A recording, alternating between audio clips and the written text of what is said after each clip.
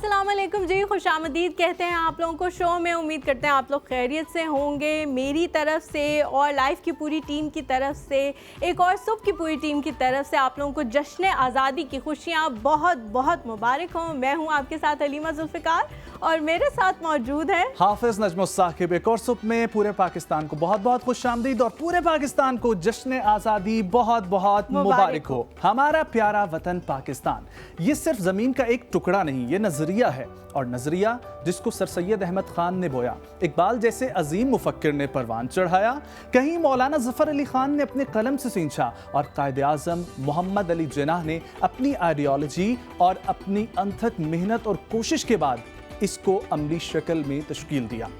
ये मेरा प्यारा वतन, बर्फ पोश पहाड़ों का चमन, इस वतन का हर शहर मोहब्बत की लहर, ये जमीन जुर्रत व शुजात की अमीन, इसका हर गांव धूप में घनी छाँव, और हलीमा मेरे प्यारे पाकिस्तान का हर जिला इस्लाम का किला, ये गुलजार जहां हर मौसम की बहार, ऐसा है मेरा देश, ऐसा है हमारा प्यारा पाकिस्तान। वाह नजम, क्या बात की है आपने। मेरे ख्याल से मेरे तो अब कुछ कहने की ज़रूरत ही नहीं रही। नजम ने हर चीज़ को सम अप कर दिया है। तो हम जी चलते हैं अपने गेस्ट की तरफ। हमने आज अपने इस जश्न आज़ादी के शो में 4 बहुत ही प्यारे से गेस्ट को बुलाया है। उनसे पहले हमने देखना है एक पैकेज, तो पैकेज देखें और वापस आएँ, गुफ्तगू के सिलसिले को यहीं से आगे बढ़ाएंगे।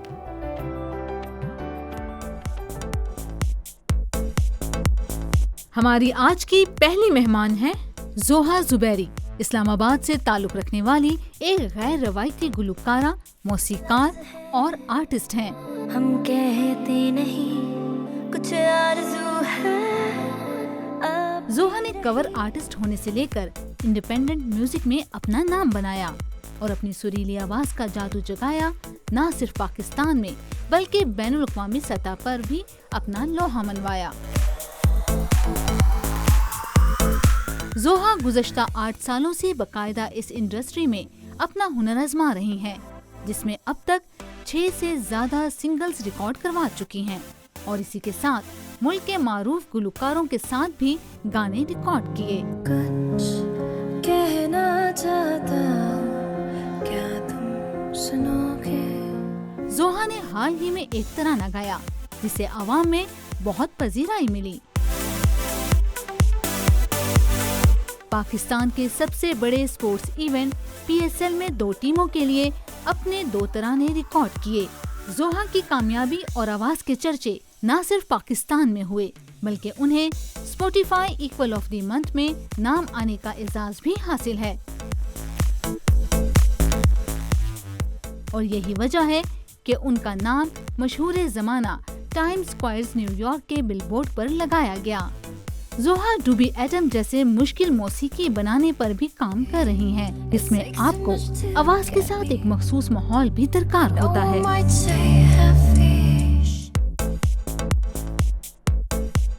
हमारे आज के दूसरे मेहमान फरहान महबूब स्क्वॉश के खिलाड़ी हैं, जिनका ताल्लुक पेशावर से है। आप गुज़श्ता 19 बरसों से इस खेल से मुंसलिक हैं। आपने अब तक 112 के करीब कौमी और बैनुल-अक़वामी टूर्नामेंट्स में शिरकत की है। आप बैनुल-अक़वामी मुकाबलों में 8 गोल्ड मेडल्स, 2 सिल्वर और 3 ब्रॉन्ज मेडल्स जीतने का एजाज हासिल कर चुके हैं। आलमी मुकाबलों में 16 मौके पर कई एजाज़ात अपने नाम किए और 13 मरतबा नेशनल चैंपियन करार पाए। इन करां कदर एजाज़ात और मुल्क की आलमी सतह पर शोहरत और इज्जत अफजाई के बाइस हुकूमत पाकिस्तान ने आपको सिविल अवार्ड से नवाजा।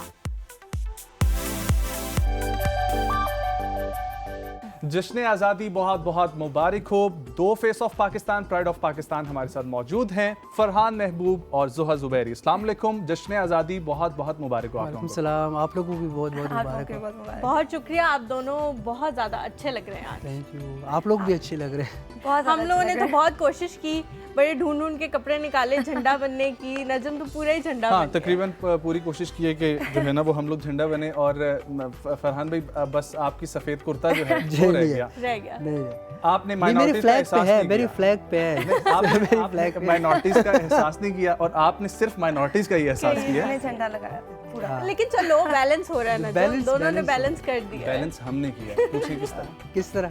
ग्रीन सोफा रख दिया। अच्छा, सारा ये सारा हमने वैसे पाकिस्तान बना दिया। Well, thank you so much हमारे शो पे आने के लिए। सबसे पहले तो जोहा मुझे ये बताएं कि 14 अगस्त जब ये आती है, 14 अगस्त हर साल एक जज्बा दोबारा से हुब्बुल वतनी का जाग जाता है।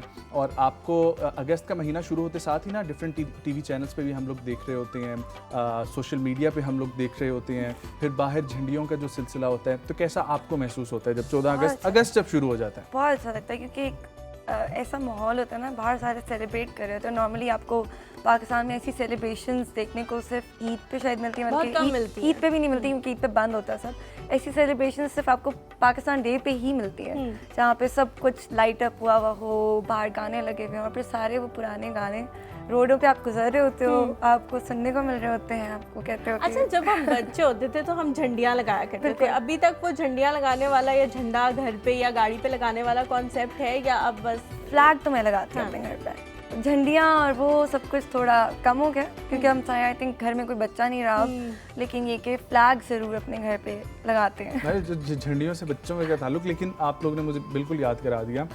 फरहान भाई, बचपन में आपने प्रॉपर घर सजाया है कभी गांव में या यहाँ पर इस्लामाबाद में गली सजाई हो, घर सजाया हो, छत पे जो है प्रॉपर दोस्तों के साथ मिल के एहतमाम किया हो? ऑनेस्टली बोलूँ मैंने ऐसे कुछ नहीं किया, साफ सी बात है, लेकिन मेरी फैमिली वाले करते थे क्योंकि हम लोग ज़्यादातर टूर्नामेंट्स में भी होते थे। बहुत कम 14 अगस्त मैंने अपने मुल्क के अंदर जो है मनाया और बहुत खुशी से मनाया। और जब भी मनाया तो मैं फिर बाकायदा अपनी गाड़ी में निकल के ना बाहर गया हूँ, फ्लैग लगा के गाड़ी पे। और वही म्यूज़िक ऑन करना, शीशे डाउन करना और थोड़ा सा शो ऑफ भी करना, तो बड़ा मज़ा आता है क्योंकि आपको ना उस टाइम पूरी कौम, पूरा एक शहर बाहर आया होता है और एक ही नगमे, सब नगमे ही गा रहे, एक नेशन नजर आ जी। जाएगी आपको। और आपको ऑटो भी मिलेगा, आपको टांगा भी मिलेगा, आपको साइकिल पे भी लोग मिलेंगे, आपको गाड़ी में भी लोग मिलेंगे। ये नहीं होगा कि सिर्फ आपको गाड़ियों में ही लोग मिलेंगे। तो ईच एंड एवरी जो लोग होते हैं, बंदे जितने भी हैं, वो सारे इतने मज़े से बना रहे होते हैं कि मुझे इतनी खुशी आई कि काश मेरे पास इस स्टार्टिंग में भी हम लोग ऐसे टाइम होता है कि हम लोगों ने जो मिस की 14 अगस्त, और ये कि मैं चाहता था कि मेरी ये ख्वाहिश होती थी कि मैं हर बार 14 अगस्त को अपने मुल्क में रह के ही इसको मनाऊं। तो हम लोगों ने लेकिन कुछ मिस फिर तो ये सवाल आपसे बनता है कि आपको कैसा महसूस होता है। उसकी वजह मैं बताता हूँ कि जब इंसान की अपनी बर्थडे होती है ना, तो कुछ दोस्त आपके ऐसे होते हैं जिनको बर्थडे भूल जाती है, तो उन्हें आप किसी दूसरे तीसरे तरीके से बता रहे होते हैं कि आज मेरी बर्थडे है, ठीक है, याद कर लो, ताकि वो याद कर ले। हाँ, तो जब आप बाहर होते हैं तो बाहर कभी आपने बताने की कोशिश की कि आज 14 अगस्त है, आज पाकिस्तान का इंडिपेंडेंस डे है? मैं तो फ़ौरन लगा लेता हूँ, 13 अगस्त को ही मैं लगा लेता हूँ कि भाई 14 अगस्त आ रहा है। अगर किसी दोस्तों ने मेरे साथ जाना है, वैसे भी दोस्त मेरे साथ ही आगे गाड़ी में बैठ जाते हैं क्योंकि वो अक्सर लोग बोलते हैं यार बस एक गाड़ी में काफ़ी है। तो वो और मैंने मजा भी बहुत हाँ, आता है जब आप एक गाड़ी में बहुत सारे जी, लोग बैठे हुए होते हैं। छतों पे गाड़ियों में बैठ जाते हैं या कुछ। तो मैं अक्सर कुछ डेंजरस चीज़ें भी होती हैं तो मैं उनको बोलता हूँ कि नहीं, आप मुंडियाँ बाहर निकाल लीजिएगा लेकिन छतों पे ना जाए क्योंकि एक ज़ाहिर बात है कोई गिरने का भी हो सकता है। 14 अगस्त हमारे लिए कुछ और दिन ना बन जाए क्योंकि सेफ्टी भी बहुत इंपॉर्टेंट होती है। और तो बहुत खुशी से मैं मनाता हूँ इस 14 अगस्त को, और मैंने अभी से ही गाड़ी तैयार की हुई है अपनी। मैं ये आपको बताता चलूँ कि मेरी 14 अगस्त झंडे लगे हुए हैं? एक ही झंडा लगा हुआ है फिलहाल क्योंकि कुछ लोग जो है, पिछली बार मैं जब 14 अगस्त मना रहा था तो मैं जब घर आया तो मेरी गाड़ी में झंडा नहीं था, किसी ने चोरी कर लिया था उससे खींच के। तो अभी मैंने क्या किया, बाकायदा उसको ना आगे लगा के ना अभी गाड़ी तैयार है मेरी, तो इंशाल्लाह 14 अगस्त को इंशाल्लाह। अब आप बताएं कि आपकी जो है 14 अगस्त या 13 अगस्त की रात को जिस तरीके से आप लोग देखें तो पूरे पाकिस्तान के हर शहर में नौजवान निकलते हैं, बच्चों को लेके पूरी फैमिलीज बाहर आई होती हैं, ट्रैफिक जाम हो जाती है। तो ऐसी सूरत हाल आपको फेस हुई है? आप खुद भी जो है बाहर? बचपन में तो बहुत ज़्यादा हम जाते थे और फंसे रहते थे ट्रैफिक में, और घर में फूलझड़ियाँ और पटाखे और झंडियाँ और सब कुछ करते थे। लेकिन बड़े होकर आई थिंक प्रायोरिटीज़ चेंज हो गई हैं। मैं शायद बाहर जाके नहीं करती, अब मैं स्टूडियो के अंदर बैठ के गाने बना रही होती हूँ पाकिस्तान के लिए। आपका बचपन चला गया? मतलब वो बचपन चला गया कि मैं बाहर जाना है, अब डिफरेंट तरीके से पाकिस्तान। लेकिन अब आप उसे इस तरह सेलिब्रेट कर रही है ना कि गाने हर बनाने साल में और वो पाकिस्तान जो के लिए गाना। पेट्रियोटिज्म है वो बिल्कुल। उस चीज में निकल रहा है। बिल्कुल ऐसा ही बल्कि है। मैं यहाँ पर बताना चाहूँगा कि न्यू नेशनल एंथम जिसको रिक्रिएट किया गया हमारे नेशनल एंथम को ही 14 अगस्त पे, जिसको आप लोग इस वक्त सुन रहे हैं, कल भी 13 अगस्त की रात को भी जिस बिल्कुल तरीके से टीजर वगैरह उसका हाँ। पहले चला और फिर 12 बजे तो बाकायदा जोहा उसकी प्रोडक्शन का पार्ट भी थी, इन्होंने गाया भी है। तो मैं ये पूछना चाहूंगा कि फर्स्ट टाइम पाकिस्तान में इसको रिकॉर्ड किया गया, बिल्कुल डिजिटली इसको रिकॉर्ड किया गया, कैसा एक्सपीरियंस रहा आपका? बहुत अमेजिंग। मतलब जब भी वो प्ले होता था पहली दफ़ा तो चले हम लोग रिकॉर्ड करते तो हर एक बैंड को ट्रम्पेट, सैक्सोफोन, जो सारे ड्रम्स हैं उनको अलग अलग रिकॉर्ड करना हर बैंडमेट को, तो वो एक बहुत ज़्यादा प्रेशर था।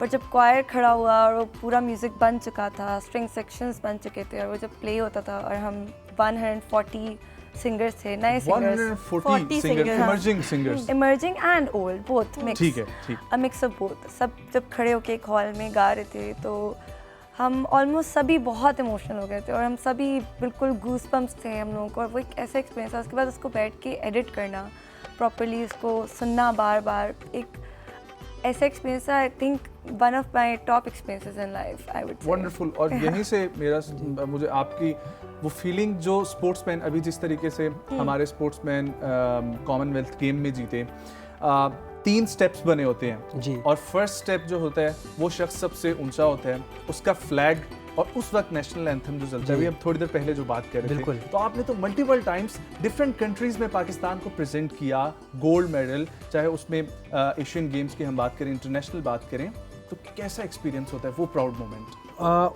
उस टाइम जिस तरह अभी इन्होंने बात की कि हमारे लिए उस टाइम कोई ऐसी फीलिंग होती है ना कि बहुत टाइम हम लोग रोए भी हैं, क्योंकि हमारा जो नेशनल एंथम ऐसा है कि आप जब एक कंपटीशन में जाते हो और अपनी कंट्री के लिए ख़ास खेलते हो तो बहुत दफ़ा रोए और काफ़ी अच्छे तरीके से रोए, ये भी नहीं कि वो चुप चुप के रोए, नहीं, काफ़ी। क्योंकि उस टाइम जब आपका फ्लैग सबसे ऊपर जा रहा होता है तो आप उसी की तरफ देख रहे होते हो, फिर आपने पहना भी अपना फ्लैग है, हाथ में पकड़ा भी अपना फ्लैग है, तो उस टाइम हमारे लिए ना कुछ ऐसी फीलिंग होती है ना कि शायद हम लोग जो है ना इस दुनिया में ही नहीं है, मतलब ऐसे ही जैसे फ्लाइंग कर रहे हैं हम लोग, किसी को बता नहीं सकते। और थैंक्स टू आवर सिंगर्स के वजह फिर तो ये जो सिंगर्स हमारे होते हैं इतना अच्छा गाते भी है, उसमें जब वो फिर गाते भी है तो वो कुछ और भी आपको ना इमोशन बहुत ज़्यादा आना शुरू हो जाता है, क्योंकि नेशनल सॉन्ग्स मेरे फ़ोन में आप यकीन करें भरे पड़े हुए हैं। मैं जब भी टूर्नामेंट पे जाता हूँ तो ये हमें इतनी मोटिवेशन देती है कि नॉर्मल सॉन्ग से ज़्यादा मुझे देती है। पता नहीं कि शायद ही कुछ और प्लेयरों के लिए या कुछ औरों के लिए नॉर्मल सॉन्ग्स वो दे रहे हो, लेकिन मुझे ये देती है। देखिए 1965 की जंग, बिल्कुल मैं भी यही जिक्र करने वाली थी कि जब वो जंग हो रही थी तो उसमें भी कहा जाता है कि मलिका तरन्नुम नूरजहां जो है वो कैंप्स में जाके गाया करती थी ताकि उनको जो बूस्ट मिले और वो जो उस वक्त उनकी इमोशनल स्टेट हो वो उसमें जाके लड़े। तो फरहान, अच्छा जब आप जाते हैं और इस तरह के मेडल्स जीतते हैं तो पाकिस्तान को तो आप पे फ़ख्र होता ही होता है, लेकिन आप उससे क्या फ़ील कर रहे होते हैं और ये मतलब ये एक कैसी फीलिंग होती है जो जिसे आप कह रहे हैं कि मैं एक्सप्रेस ही नहीं कर पा रहा होता, तो उस वक्त क्या फीलिंग होती है जब अगर ये हो कि मैंने अब शायद ना जीत सकूँ, तो वो जो प्री मैच की फीलिंग होती है वो भी बताएं। मेरी जब फीलिंग आना शुरू हो गई थी जब मेरे मामू जानशेर जब स्क्वॉश खेलते थे और वो जब वर्ल्ड चैम्पियन बने या ब्रिटिश चैम्पियन बने, यूएस चैम्पियन बने, तो वो अक्सर पेशावर लैंड करते थे टूर्नामेंट के बाद। तो जब वो पेशावर लैंड करते थे तो एयर चीफ हो गया या कोई भी बहुत बड़ा पॉलिटिशियंस हमारे जो है वो उसको रिसीव करने जाता था, तो हम लोग उस टाइम तो पीटीवी ही होता था, तो पीटीवी देख के हम लोग देखते थे कि मामू की बहुत बड़ी इज्जत हो रही है। तो अब्बू को मैंने एक दिन बोला, मैंने कहा मैंने भी स्क्वॉश शुरू करनी है और मैंने भी खेलना है और मैं भी चाहता हूँ कि ऐसे लोग मुझे रिसीव करने आए, क्योंकि उसकी फीलिंग ऐसी कोई डिफरेंट फीलिंग है, वो आपको ऐसे नॉर्मली नहीं मिलती। तो जब मैं first time British junior championship जीता तो मुझे खैर एयर चीफ तो रिसीव करने नहीं आया, लेकिन मुझे जानशेर मामू रिसीव करने आया एयरपोर्ट पे। वाह। और मुझे जब पता चला कि मैं वाहिद पाकिस्तानी हूँ कि ये मैं 8 साल के बाद जीत रहा हूँ, जानशेर मामू के बाद जीते थे और उसके बाद 8 साल के बाद मैं वो अंडर 15 टाइटल जीता था। जब मैं वापस आया हूँ और मैंने वाकई में पेशावर में क्राउड देखा तो मैंने अबू को ऐसे साइड में करके बोला, मैंने कहा मैं मशहूर हो गया हूँ? तो कहते हैं हाँ। तो वो इस मशहूरी वाली बात नहीं होती, वो एक फीलिंग ऐसी आपकी है कि आपको एक बहुत डिफरेंट फील होता है। सही बात है। जब आप अपने मुल्क के लिए जीतते हो, अपने मुल्क का झंडा लहराते हो, तो आप यकीन करें उसके बाद फिर मुझे एयर चीफ ने बुलाया, फिर मुझे प्राइम मिनिस्टर ने बुलाया और इनामात देते रहे, तो वो अंदर ही अंदर ना आपका और जज्बा बढ़ना शुरू हो जाता है कि नहीं यार अब तो मैं और भी फाइनल जीतूंगा। और जब मैं हारता था तो पूरी रात ना पहले रोते थे, उसके बाद शीशे में खड़े हो जाए या साइड में बैठ जाए, नहीं अब तो इसको मैंने नेक्स्ट टाइम जीतना है। बिल्कुल, गेम हार जीत का हिस्सा होता है, लेकिन हम लोग ये मोटिवेट अपने आप को करते हैं खुद से भी कि मैंने नेक्स्ट टाइम इसको हराना है और मेडल जीतना है। ज़ाहिरी बात है, एक इंसान वो कहते हैं ना, जीत का मज़ा ही तब आता है जब आप जो है ना एक दफ़ा हारे हो और उसके बाद जीतते हो, पता लगता है आपको। और आपने तो अपनी फैमिली की लेगेसी को एक लेकर चले जी। और 8 साल बाद जो आप कह रहे हैं कि जो आपने टाइटल जीता, पहले भी आपकी फैमिली के पास ही पाकिस्तान में रहा और फिर भी आप ही लेकर आए। तो जहाँ तक बात चल रही थी पाकिस्तान के आप फेस हैं, पाकिस्तान को प्रेजेंट कर रहे हैं, वहाँ से मुझे यहाँ पर याद आया कि आजकल आप भी अहद रज़ा मीर के बाद एक कंपनी की जो है वो फेस बनी हुई है। और पाकिस्तान में किसी करियाना स्टोर पे चले जाओ, किसी मरकज़ में चले जाओ, कहीं पर रिक्शे के पीछे तक मैंने जो है ना वो पोस्टर्स देखे हैं। तो आप भी माशाल्लाह से पाकिस्तान में हो रही हैं। मैं आपसे ये पूछना चाहूँगा कि आर्किटेक्चर और फिर सिंगर, ये सफ़र जो है ये कैसे रहा, ये ट्विस्ट कहाँ पर आया, बचपन से शौक था या नहीं था? एक छोटा सा ब्रेक लेंगे, कहीं मत जाइएगा, हमारे साथ रहें, गपशप का सिलसिला जारी है।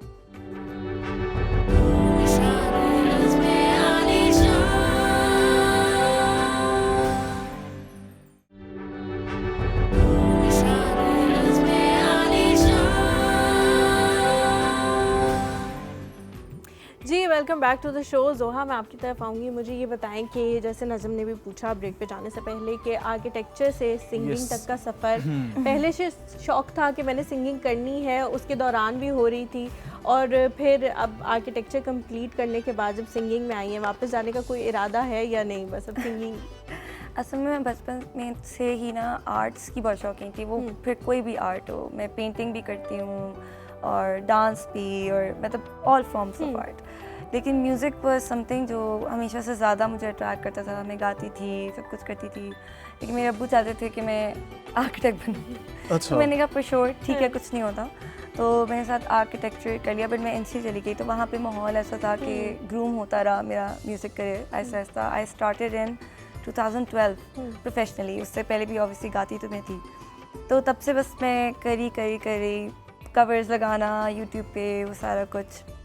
साथ साथ architecture is a very hard degree, तो बहुत मुश्किल था। लेकिन 2016 में मुझे याद है मैंने अपना पहला गाना फाइनली निकाला था, और तब से लेके अभी तक मैं रुकी नहीं हूँ, और साथ साथ आर्किटेक्चर में करती रही हूँ। इंस्पिरेशन कौन रहा है म्यूज़िक में? इंस्पिरेशन मेरी, वैसे पाकिस्तान में मेरी इंस्पिरेशन नाज़िया हसन थी हमेशा से, लेकिन आउटसाइड ऑफ पाकिस्तान अडेल बहुत बड़ी इंस्पिरेशन थी, एड शीरन बहुत बड़ी इंस्पिरेशन थी लेटर ऑन, बेन हार्वर्ड है जिसको कोई नहीं जानता लेकिन he is a very big inspiration. दूसरा फिर वो आर्किटेक्चर से निकलना, फिर वो घर वालों की सपोर्ट को गेन करना, वो सिर्फ तभी हुआ कि जब आर्किटेक्चर के बाद फुल टाइम। ये मैं आपसे यही पूछने वाली थी कि सपोर्ट कितनी ज़रूरी होती है, और उसके बाद क्या उनको इमोशनल ब्लैकमेल किया कि अब मैंने आपकी बात मान ली है, डिग्री ले ली, अब आप मेरी बात? कोशिश तो मैंने यही की थी, लेकिन उससे कोई फ़र्क नहीं पड़ा। मेरी शादी हुई तो मेरे हस्बैंड बहुत माशाल्लाह सपोर्टिव है, माशाल्लाह। And then I met my producer Ali Mustafa, जो मेरे साथ कॉन्स्टेंटली लगे रहते हैं। मेंटर की ज़रूरत होती है, सपोर्ट की ज़रूरत होती है। तो अब मैं कॉन्स्टेंटली अपने गाने निकाल रही थी, और आपको सही वक्त में सही बंदा मिला। बिल्कुल सही बात है। तो अभी रिसेंटली मैंने पाकिस्तान को ही रिप्रेजेंट किया स्पॉटिफाई की बिलबोर्ड पे, न्यूयॉर्क टाइम्स स्क्वायर में। तो वहाँ तक का सफ़र होने के बाद मैंने डिसाइड किया कि अब मैं आर्किटेक्चर नहीं करूँगी। नहीं, मैं गई नहीं हूँ, लेकिन बिलबोर्ड लग गया। ये कामयाबी है, ये अचीवमेंट है। अच्छा, अब एक बड़े मज़े का सवाल मेरे जहन में है, और वो ये है कि म्यूज़िक में पहले ये होता था कि आप कुछ अर्सा पहले फरहान भाई चले जाएं, शौकत अली एक हमारे फोक गुलकार रहे हैं, अल्लाह पाक उनकी मग़फ़िरत करे, उनका एक अपना अंदाज़, आलम लोहार साहब का एक अपना अंदाज़, नुसरत फ़तेह अली खान साहब का एक अपना अंदाज़। अब क्या हो रहा है, सिंगर्स बहुत ज़्यादा आ रहे हैं अच्छी आवाज़ों के, लेकिन सेम चीज़ को लेकर चल रहे हैं। आपका जॉनरा अलग है, लेकिन हाँ बिल्कुल हाँ, उसी तरीके से मैं पूछना चाहूँगा, क्या ये जॉनरा हसन रहीम और शमून इस्माइल वाला है या ये कुछ और चीज़ है? ये ज़रा व्यूअर्स को समझाएं। आप मेरा जॉनरा अलग है, और इसी तरह की एक बात किसी और शो पे भी हो रही थी, तो वहाँ पे भी मैंने कहा कि मुझसे हर एक ये पूछता है कि आप वो वाले गाने क्यों नहीं बनाती जो हाँ। ट्रेंड में चल रहे होते हैं। ट्रेंडिंग में होता है। तो मैंने उनको आगे से जवाब दिया कि ट्रेंड सेटर बनना एक डिफ़िकल्ट चीज़ है, ट्रेंड्स को फॉलो करना इजी। हाँ। तो मैं वो डिफ़िकल्ट टास्क चूज़ कर रही हूँ कि मैं म्यूज़िक को एज अ आर्ट फॉर्म ले रही हूँ, इंस्टेड ऑफ कि मैं बस वो चीज़ बनाऊँ जो चल रही है। तो जो चीज़ मेरे दिल के अंदर है, जो मैं लिखना चाहती हूँ, मैं क्या अपने गाने खुद लिखती हूँ, खुद कंपोज करती हूँ, तो मैं कैसे कोई चीज़ लिख सकती अच्छा, हूँ क्या जो दिल के करीब प्रोसेस ना हो। होता है?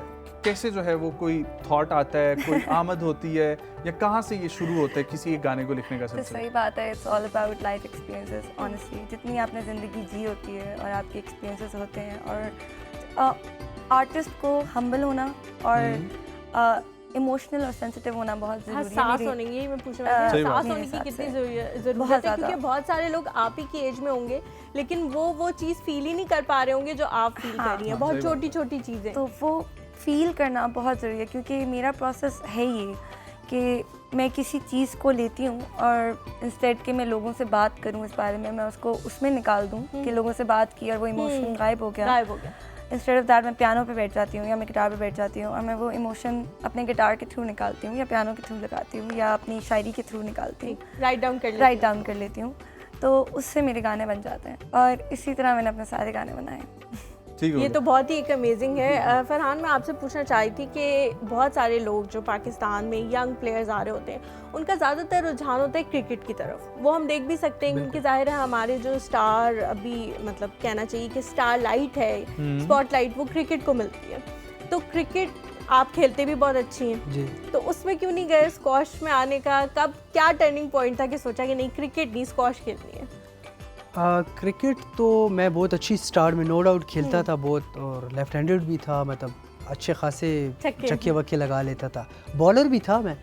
लेकिन स्क्वॉश क्योंकि मेरी फैमिली गेम थी, मेरे सारे अंकल स्क्वॉश में खेलते आ रहे थे, और मेरी जो स्क्वॉश बेसिकली ना टफ गेम है, दुनिया की tough game है। फास्टेस्ट और फास्टेस्ट गेम है, तो उसको सीखने में ना टाइम बहुत लगता है। क्रिकेट में ये होता है कि नो डाउट उसमें भी टाइम लगता होगा, लेकिन वो ऑलमोस्ट लोगों को पता होता है कि क्या शॉट मारना है और किधर फेंकना है। अगर कुछ भी नहीं पता तो बचपन से चक्के हम चौके खेल तो रहे वैसे भी होते हैं, पता होता है हाँ, सबको। बचपन से। तो स्क्वॉश की ना बहुत डिफरेंट शॉट्स है, क्रॉस कोड, निक शॉट, जो कि आम बंदे को समझ भी नहीं आएगी कि ये बोल क्या रहा है मेरे साथ। कोई फारसी में लगा हुआ है, कोई चाइनीज़ में लगा हुआ है।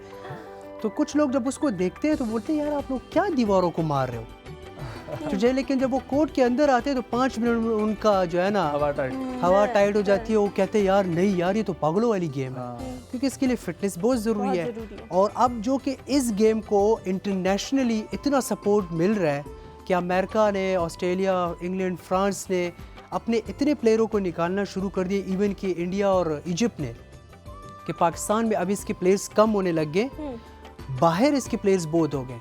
जो कि प्राइज़ मनी पहले होती थी जानशेर और जहांगीर खान की दौर में, अब उसके 10 गुना और 20 गुना ज़्यादा प्राइज़ मनी इसकी बढ़ गई है। 10-10 करोड़ और 15-15 करोड़ तक इसकी प्राइज़ मनी चली गई है।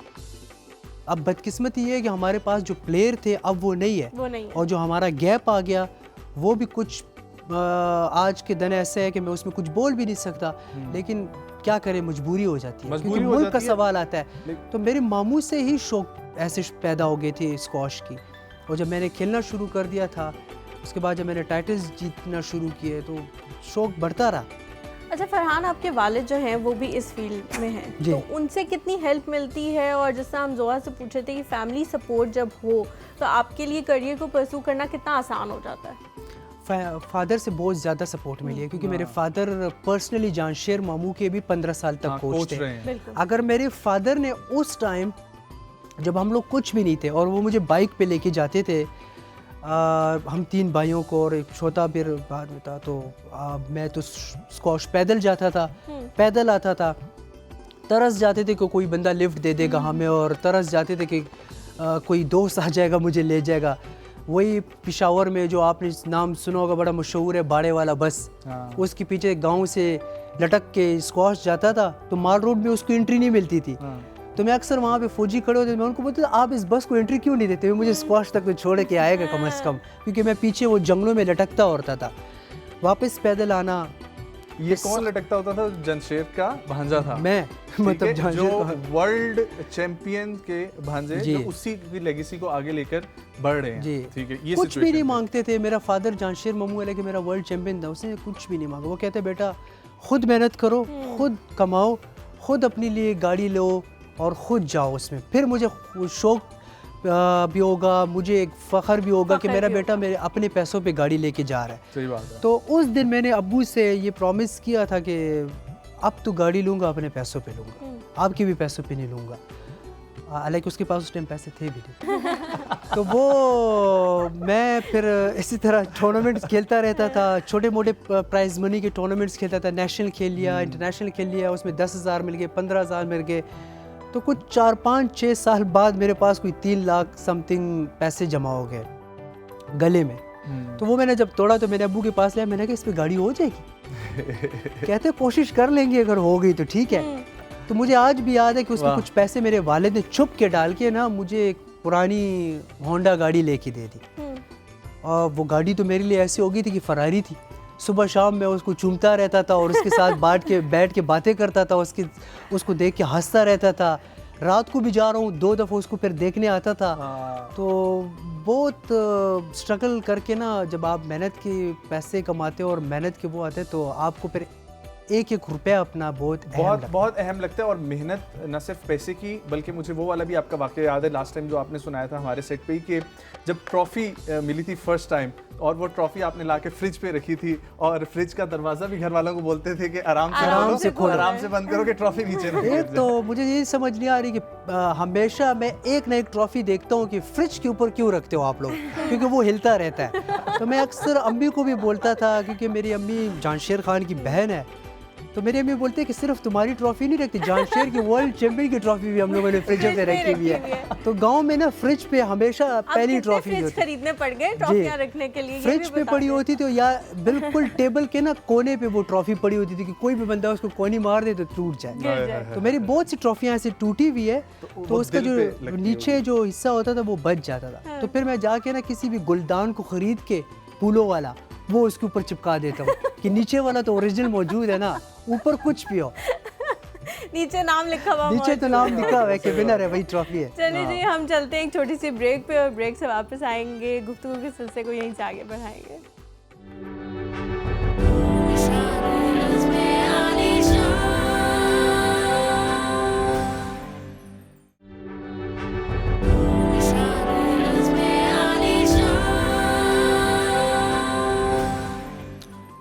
एक और सुबह में फिर से आपको खुशामदीद कहेंगे।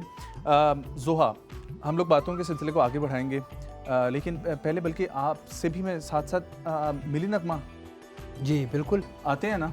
वो नहीं आता नहीं, अगर अब आपके साथ हाँ वो गाएंगी, हम बेस्ट सब सिंगर गाएंगे। बैठी है वो गाएगी तो हमारी आवाज़ बहुत ख़राब है। सब मिलके गाएंगे। साथ मिलके अभी तो मेरी हम आवाज़ उनको भी सपोर्ट बैठी करेंगे है। साथ साथ। तो जोहा, रिक्वेस्ट है, जो आपका फेवरेट है, बचपन से आप सुनती आ रही हैं और पाकिस्तानियों को याद भी है, ताकि हमारे नाज़रीन भी जो है ना टीवी स्क्रीन पर साथ साथ हमारे साथ गा रहे हो। जी शुरू करें, हम आपका 100% साथ देंगे। जुनून से और इश्क से मिलती है आज़ादी, कुर्बानी की राहों में मिलती है आज़ादी, जुनून से और इश्क से मिलती है आज़ादी। क्या बात है, क्या बात है। अच्छा जोहा, इसकी जो पिक्चराइजेशन थी वो कितनी ज़्यादा हार्ट टचिंग थी और उसको देख के वाकई कभी कभी गूज बम्स तो चले, एक अलग बात है, रोना आने लग जाता था। मुझे भी रोना सीन्स दिखा this is my favourite national song. और बल्कि आप लोगों ने भी सुनी होंगी स्टोरीज, पाकिस्तान जब बना और किस किस्म की सिचुएशंस हुई, किस किस्म के हालात थे, तो कोई स्टोरी जो आपको बहुत वो एक जो स्टोरी है कि वो जो गोस्ट ट्रेन वाली, कि ट्रेन वापस आती थी फुल ऑफ पीपल डेड, वो फिर इस गाने से बहुत रिलेटेबल है क्योंकि उसमें भी इस तरह की सारे बिल्कुल ऐसे वो scenes एक दिखाए ऐसी हैं। स्टोरी है जो हमेशा थोड़ा सा इमोशनल ठीक कर हो देती गया। है। एक छोटी सी जो है मैं आप लोग दोनों से, फरहान भाई पहले आपसे और जोहा फिर आपसे मैं पूछूंगा कि पाकिस्तान की कुछ मैं डिफरेंट वॉक ऑफ लाइफ से जिस तरह पॉलिटिशियन, जिस तरह एक्टर्स हैं, कुछ नाम लूँगा और आपने अपने फेवरेट जो है ना उस लिस्ट में वो बताने हैं। तो फर्स्ट है पॉलिटिशियन, कौन सा आपका फेवरेट पॉलिटिशियन है आपने बताना है? Of course Imran Khan. Imran Khan. Singer दो है इस वक्त जो पुराने में आ रहे हैं, अब तो नए हैं, अब इनकी आवाज़ सुनूंगा तभी बताएंगे इंशाल्लाह ताला। लेकिन फिलहाल हमने वैसे आपको लाइव सुनवा दी उनकी आवाज़। नहीं, बहुत अच्छे सॉन्ग, पे बहुत बैठे, तारीफ अच्छे, करनी क्योंकि पड़ेगी। इसलिए जो सॉन्ग्स अभी गाए ये बहुत टफ है और अक्सर मैंने लोगों को देखा है वो बहुत इजी सॉन्ग्स गाते हैं, मतलब ये टफ सॉन्ग नहीं होता। तो ऑफ कोर्स अभी फिलहाल आतिफ असलम है और अली जफर है। ठीक हो गया। एक्टर? पाकिस्तान में हुमायूं सईद। राइटर? राइटर्स का ऑनेस्टली मुझे कोई आइडिया नहीं है, लेकिन राइटर वो आपने खलीलुर रहमान कमर खलीलुर को रहमान deny कर साहब दिया। का, हाँ वही उसी को मैं वो करूँ, लेकिन इतने ऑलमोस्ट ज़्यादा को नहीं जानता। ठीक है। आर्म्ड फोर्सेस में फेवरेट पर्सनालिटी कौन सी? मुशर्रफ साहब। मुशर्रफ साहब। जी। और कॉमेडियन? उमर शरीफ साहब। क्या बात है। होस्ट? होस्ट अब आपका नाम मैं लेना बस हो गया, आगे बढ़ते हैं। दोनों मेरे आगे बढ़ते हैं। लेकिन नो आप लोगों का होस्ट भी बहुत अच्छे हैं, आप दोनों तो बहुत अच्छे हैं, वेरी नाइस। लेकिन पुराने होस्टों में मैंने भी बहुत ज़्यादा लोगों के साथ वो किया, लेकिन जिसके साथ आप कंफर्टेबल फील करते हो और एक इन्जॉय वो करते हो, तो ऑफ कोर्स आप लोग इस वक्त यंग भी है माशाल्लाह, और जिस तरह आप लोग शोज़ को लेके चलते हो तो वो बहुत कम लोगों में मैंने देखा हुआ है कि मतलब वो एक फ्लो में शो को लेके चल रहे होते हो। तो मैं अगर आप लोगों का नाम लूँगा और ये हमारे शो के प्रोमो में भी डाल दें प्लीज बातें। तो of course। तो जोहा आपसे पॉलिटिशियन फेवरेट? इमरान खान। वाह क्या बात है खान साहब। Singer? Singer Nadia Hasan. Actor या एक्ट्रेस? फवाद खान। राइटर? मुझे ऑनेस्टली तो राइटर्स का नहीं पता, लेकिन पीरे कामिल जिन्होंने लिखी है उमेरा अहमद। उमेरा अहमद, मुझे उनका नाम उमेरा याद था, अहमद नहीं आता था। आर्म्ड फोर्सेस से कोई पर्सनालिटी? अगेन परवेज मुशर्रफ साहब। कॉमेडियन? उमर शरीफ। और होस्ट? डीनो। हाँ Dinu Ali. Nice nice good. Nice, nice. हाँ वो इंस्टाग्राम पे फॉलो कर रहे हैं ना, ठीक है, और आपके दोस्त भी होंगे तो जाहिर है उनका पहला हक बनता है और होना भी चाहिए। अच्छा जोहा, मुझे बताएं कि सिंगिंग और मॉडलिंग भी आप करती हैं, तो किस चीज़ में ज़्यादा मज़ा आता है? क्योंकि मैंने आपके काफ़ी पोस्टर्स वगैरह देखे हैं, मॉडलिंग का आपको शौक है, तो टफ तो ऑब्वियसली मुझे लगता है सिंगिंग ही होगी, लेकिन मज़ा किस चीज़ में आता है? नहीं, सिंगिंग मैं मॉडलिंग तब करी थी जब ज़रूरत थी, मतलब अपना फेस को लोगों को Recognize रिकग्नाइज करवाने कराने के के लिए। लिए। लेकिन मॉडलिंग अब मैं बिल्कुल भी नहीं करती और मैं क्या इसको वजह? परस्यू भी नहीं करना ऐसा चाहती। क्या हुआ? क्योंकि मैं चाहती हूँ लोग मेरी आवाज़ सुने, मेरे गाने सुने, मेरी शक्ल ना देखें। तो आपके एक्टिंग वाली साइड पे आने का कोई सीन ही नहीं है? नहीं, द ओनली रीज़न ये ब्रांड जिसका मैंने किया था वो इससे था क्योंकि उन्होंने मुझे एज अ म्यूजिशियन पोर्ट्रे किया Yes, उस yes. एड में, इसीलिए मैंने वो किया, वरना मैं कभी अब नहीं करती बिल्कुल भी। नहीं, अगर आगे जाके चांस मिले, हमारी कितनी सिंगर्स हैं जो अब आ रही हैं ना, हाँ, और इसी लेकिन तरीके से male singer भी हैं। जब तक मुझे म्यूज़िक का मौका मिल रहा है, मैं कभी भी कोई और प्रोफेशन नहीं चूज़ करूँगी। अच्छा, प्लेबैक सिंगिंग की अगर बात की जाए तो पाकिस्तान के पास फीमेल सिंगर्स का बहुत फुकदान है, बहुत बिल्कुल, थोड़े से बिल्कुल, हैं आजकल बिल्कुल। के लेटेस्ट। तो उसमें क्या आप कहेंगे, क्योंकि आपकी जो जिस तरह नजम ने भी कहा, वोकल बहुत चेंज है, आवाज़ बहुत Exactly. चेंज है, हर किसी को सूट नहीं करती है आवाज़, तो उसके बारे में क्या कहेंगी कि उसका भी है रुझान कि प्लेबैक सिंगिंग करें? की वजह से है क्योंकि प्लेबैक में नॉर्मली ये होता है कि OSTs वगैरह में आपको मेल वोकल के साथ गाना होता है, तो नॉर्मली पतली आवाज़ों वाली जो लड़कियां होती हैं या फिर बहुत भारी आवाज़ वाली जैसे कुर्तलैन बलोच या शाहिद, उनको चूज़ इसलिए किया जाता है क्योंकि वो मेल सिंगर्स के बराबर गा सकती हैं। जो मेरी रेंज है या वो सूटेबल नहीं है फॉर द ड्रामास और OSTs जो हम लोग बना रहे हैं। अगर कोई बहुत इंडी टाइप फिल्म बन गई या कोई बहुत ही आर्टिस्टिक फिल्म बन गई, तो आई थिंक उसके लिए परफेक्ट होगा। Perfect हाँ, नो होगा, डाउट। और बिल्कुल। ऐसा काम हमारे पास कुछ चल भी रहा है जिसका जिक्र हम लोग करेंगे। फरहान भाई, एक चीज़ मैं आपसे थोड़ा सा प्रोफेशन से हट के एक इंसानियत को, एक पाकिस्तानी के नाते पूछना चाहूँगा। हम लोग बहुत एक बात चीखते हैं, जिसको बहुत कुछ पाकिस्तान ने दिया है या जिसको बहुत कुछ पाकिस्तान ने फेस करवाया है, लाइक इन अ सेंस उसे पाकिस्तान में कुछ रिसीव नहीं हुआ। फ्रीडम ऑफ एक्सप्रेशन की बहुत ज़्यादा बात होती है, तो एक्चुअल में आपके नज़दीक फ्रीडम ऑफ एक्सप्रेशन क्या है? अब आप खुद देखिए कि मतलब यहाँ पे अगर आप फ्रीडम के लिए बात करें तो फिर एकदम आपका मुंह बंद कर देंगे। किसी चीज़ की भी अगर आप बात करें, ठीक है। एकदम आपका मुंह बंद करेंगे अगर वो उनको पता लगे कि ये राइट वे पे बोल रहे हैं। अभी फ्रीडम के लिए अगर मैं बात करूं, मेरे दिल में कुछ 2-3 दिन से या 4 दिन से आप कह सकते हैं कि एक बात थी, मैंने कहा मैं इसको ट्विटर पे या इस पे हाईलाइट करूं या मीडिया में जाके बोलूं, लेकिन मैं बोलूँगा आज। अभी हम लोग गए थे कॉमनवेल्थ गेम पे, जो हमारे टीम गई है, तो वहाँ पे अरशद नदीम माशाल्लाह मेडल जीते, वो नूर मेडल जीता, जिस तरह आपने अभी बोला कि उनके पास वो नहीं था। लेकिन मैं कुछ दिनों से देखता आ रहा हूँ कि हमारे कुछ पेजेस, कुछ मीडिया, कुछ ऐसे लोग जो कि सिर्फ इस 2 गोल्ड मेडलिस्ट को, और उसमें से फिर अरशद नदीम हमारे नो डाउट अभी स्टार है, बहुत ज़्यादा हाईलाइट कर रहे हैं। तो मेरा ये वो बनता है कि क्यों भाई वो और लड़कों ने मेडल्स नहीं लिए में, और भी तो गए हैं, क्यों सिल्वर मेडल्स का कोई मायने नहीं रखता, ब्राउन्स का कोई मायने नहीं रखता, वो भी तो उधर ही आपके साथ खड़े होते हैं उस टेबल पे। सिर्फ यही फ़र्क होता है कि 1 या 2 पॉइंट का फ़र्क होता है ना। अगर एक लड़का जाता है और वो ब्राउन या सिल्वर लेता है और आप सिर्फ गोल्ड का लगाते हो, तो ये सबसे बड़ा हमारे लिए एक डिक्लाइन का वो होता है। बात की आपने। ब्राउन्स मेडल सौरभ घोषाल ले रहे इंडिया का, उसको सेम रिस्पेक्ट मिल रही है इंडिया में जिस तरह उन्होंने गोल्ड मेडलिस्ट को मिल रही है। हमारे मुल्क में सबसे बड़ा प्रॉब्लम यही है, इसलिए हमारे मुल्क में ना तो आज पॉलिटिक्स सही जा रहा है, ना तो हमारी मुल्क में सिंगिंग अच्छी जा रही है, ना एक्टिंग सही जा रही है, सिर्फ चढ़ते हुए सूरज की पुजारी है। जो सूरज की तरह चमकेगा सब उसकी तरफ देखेंगे, जो सूरज के बिल्कुल पॉइंट पे भी वो खड़ा होगा ना, वो कह रहे नहीं यार इसको साइड पे करो। और ये मुझे मामू ने बोला था कि जब तक तुम जीतोगे तो तुम्हारे पीछे लोग आएंगे, जैसे तुम फाइनल हारोगे, सेकंड पे खड़े होगे, लोग बोलेंगे साइड पे करो इसको, ये गोल्ड मेडल। तो मुझे उन लोगों के लिए इतना दुख हुआ कि किसी पेज ने उसको नहीं लगाया, किसी मीडिया ने उसको नहीं लगाया, सिर्फ इसी एक गोल्ड मेडल, हालांकि सेकंड वाला भी गोल्ड मेडल था, उसको भी नहीं लगा। हाँ, हमारे आर्टिस्ट लोग उसको लगा रहे, हमारे खिलाड़ी लोग उसको लगा रहे।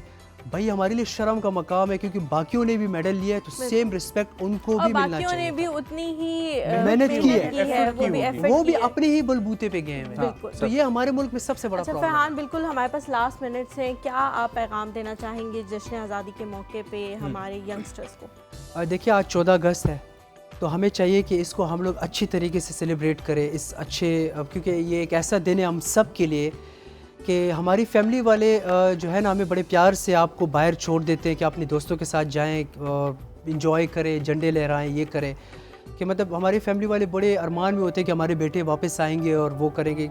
तो मेरा यही एक मानना है कि आजकल जो हम लोग जनरेशन जितने भी है, वो रेसिंग प्लीज़ ना करें, ये वन व्हीलिंग ना करें, इसको 14 अगस्त की तरह ही मनाए। ये कोई रेसिंग डे नहीं है, ना कोई वो ऐसा दिन है कि जो हमारे लिए वर्स्ट दिन बन जाए।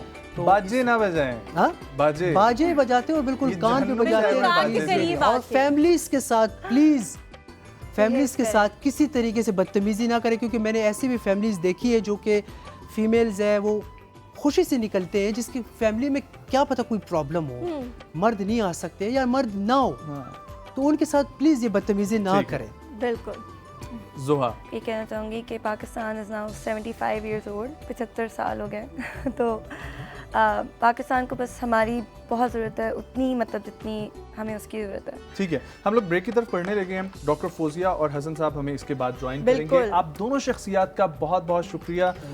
इंशाल्लाह आगे भी इसी सेट पर हम लोग आप लोगों को बुलाते रहेंगे। लेकिन जाने से पहले आपसे रिक्वेस्ट है, और रिक्वेस्ट ये है कि आप अपने ही सॉन्ग के साथ जो है वो यहाँ से खुदा हाफिज कहें हमारे नाजरीन को, और फिर साथ ही हम लोग ब्रेक पे चले जाएंगे। अच्छा, ये मैंने एक पाकिस्तान नेशनल सॉन्ग लिखा था, मैं वो गा देती हूँ। हाँ प्लीज। इस मिट्टी पे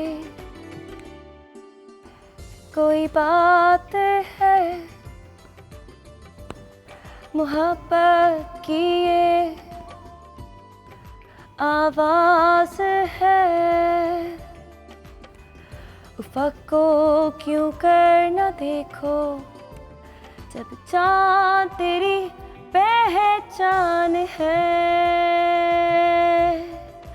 जब भी गम के साए आए, तकबीर तले तहरीक लाए, यही तो है मान है, तंजीम है, इत्तेहाद है, जब भी गम के साए आए, तकबीर तले तहरीक Thank you so much, जी. Lovely meeting you both. See you after the short break.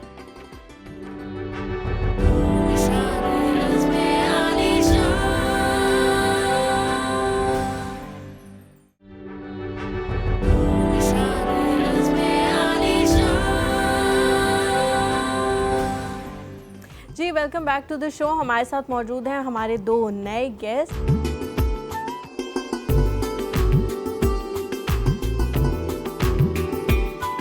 हमारे आज के तीसरे मेहमान हैं हसन अहमद मियां। तिजारत और सेहत के शोबे में गिरा कदर खिदमात अंजाम देने वाली एक मुनफरिद शख्सियत हैं। आपने 2019 में एक इंजीनियरिंग सेल कायम करके अपने गाड़ियों के शौक को नई तर्ज पर फरोग देने की कोशिश की। अपने इस शौक की तकमील के लिए आपने एक टीम तश्कील देकर एक सादा से ऑटो रिक्शा को नई शक्ल में मुतारिफ करवाया, जो मोवा की शक्ल में ऑटो रिक्शा की जदीद मिसाल है। हसन अहमद मियां एक ऐसी ही बाशऊर और काबिल कदर शख्सियत हैं जिन्होंने हमारे मुल्क का नाम रोशन करके हमें बैनुल अक़वामी सतह पर पहचान दी।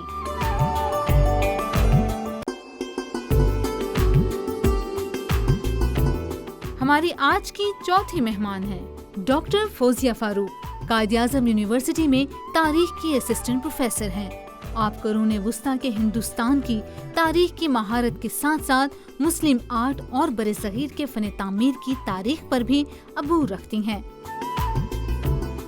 आपने मुस्लिम तारीख के मुख्तलिफ पहलुओं पर 15 मज़ामीन के अलावा मुस्लिम rule in south Asia, power and religion in Delhi सल्तनत के नाम से एक किताब भी लिखी है। हिंदुस्तान की तारीखी फिल्मों की तारीखियत, परफॉर्मिंग आर्ट, कुरून वुस्ता की मुस्लिम और बुद्धिस्ट पेंटिंग्स, बच्चों और माहौल के तहफ़्फ़ुज़ और दस्तकारियों की दोबारा तख्लीक इनकी दिलचस्पी के मैदान हैं। सबसे पहले Hasan Miyan, thank you so much sir आने के लिए। जश्न आज़ादी बहुत मुबारक आपको। Thank you very much for having me here. Thank you. और उसके साथ हमारे साथ मौजूद हैं डॉक्टर फौजिया, हिस्टोरियन है, और आपको भी जश्न आज़ादी बहुत ज़्यादा मुबारक हो। थैंक यू सो मच और आपको भी बहुत मुबारक हो। बहुत मुबारक हो। दोनों शख्सियात का बहुत बहुत शुक्रिया।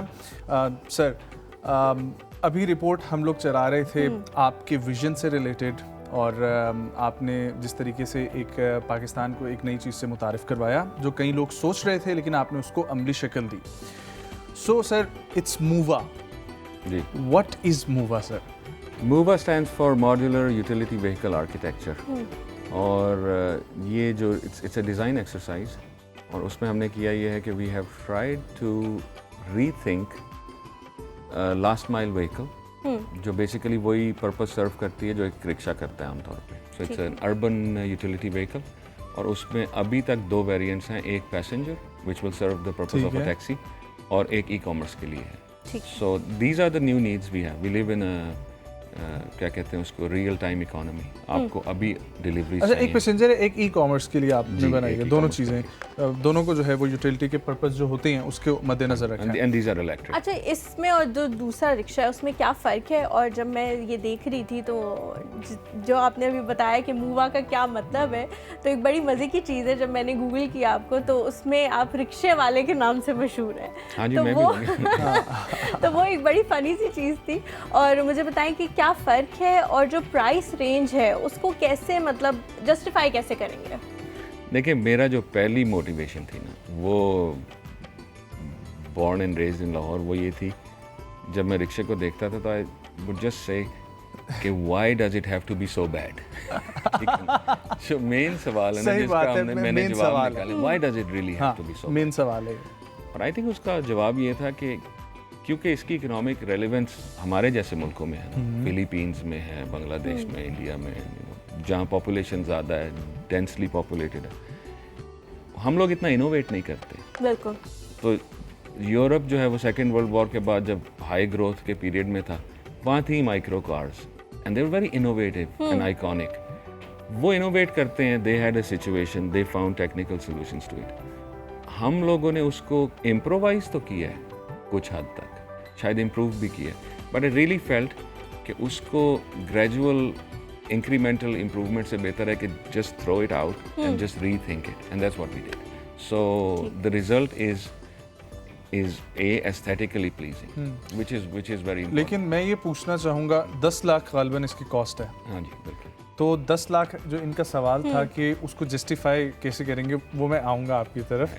डॉक्टर साहिबा सबसे पहले तो हम लोग जो एक सवाल जो बच्चों के तहत जो आप सारी पाकिस्तानी कौम को एक सवाल समझाएं कि ये जो पाकिस्तान है इसको मार्ज़ वजूद में आने के जो मुहर्रिकात थे असल वो थे क्या?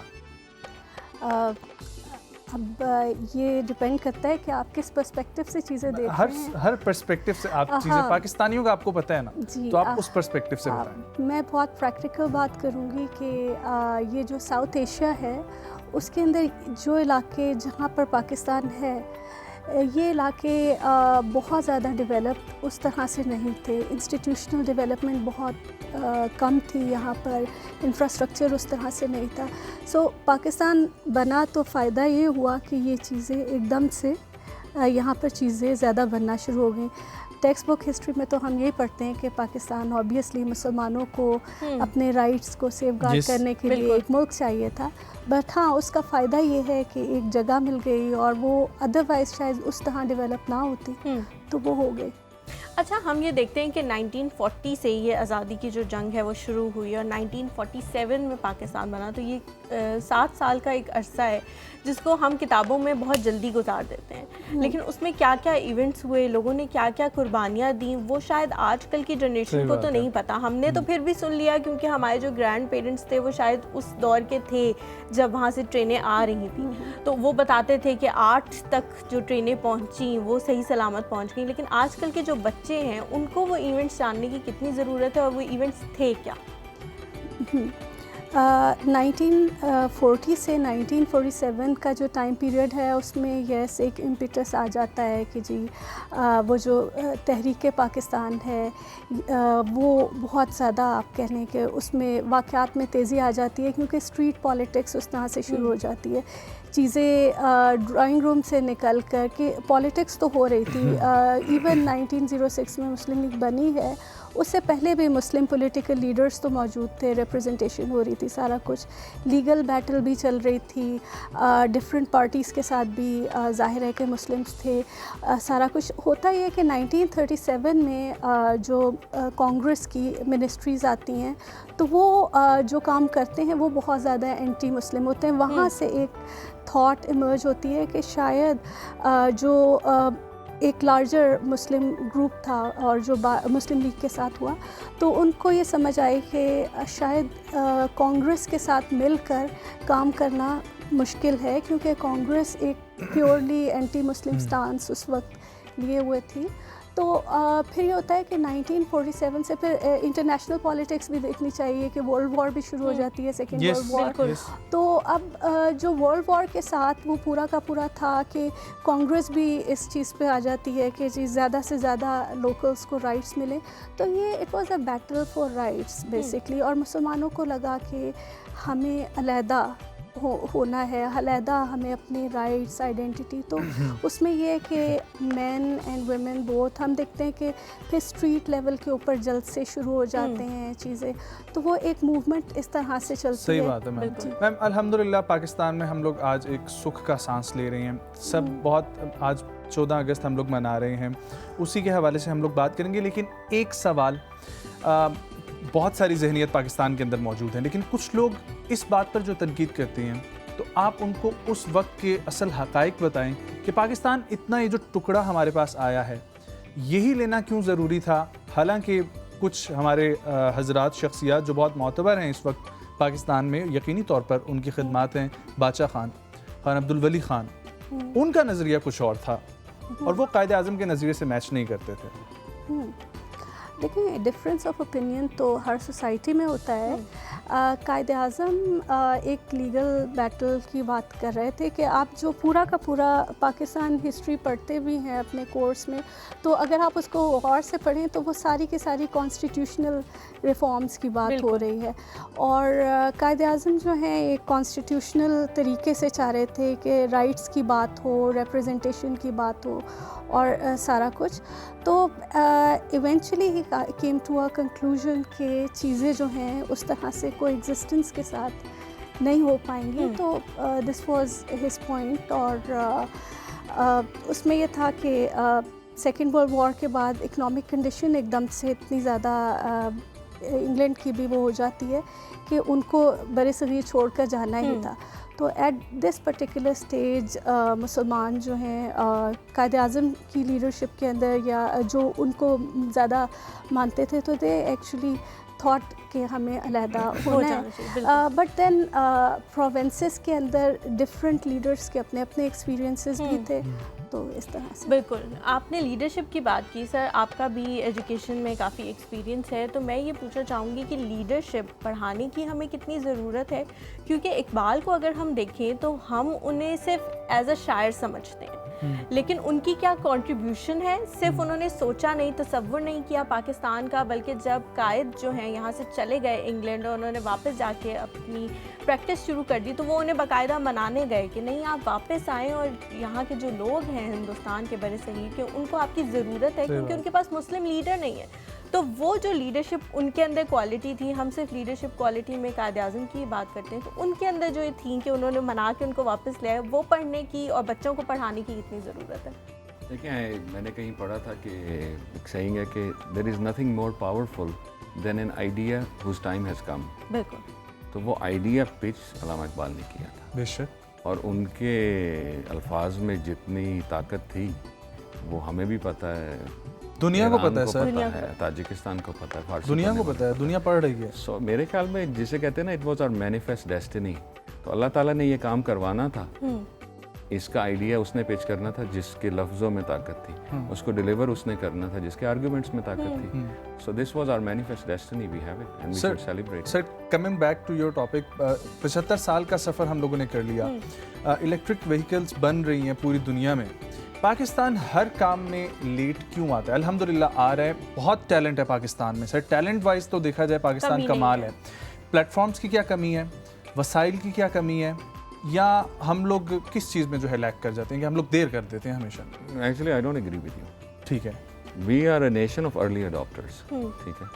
तो जब सीएनजी का प्रोग्राम आया था पाकिस्तान में, तो वी बिकेम नंबर 1। 2 मिलियन गाड़ियाँ सीएनजी पे चल रही थी, शायद 2000 से ज़ायद स्टेशन थे।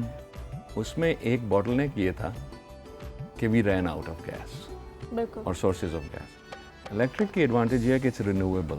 सो जब आप इलेक्ट्रिक ट्रांसपोर्टेशन को सोचें तो हमेशा उसको सोलर पावर के साथ सोचें। और you know my question to would be कि क्या पिछले 20 साल में कोई एक चीज़ है जो महंगी नहीं हुई? सब हुआ।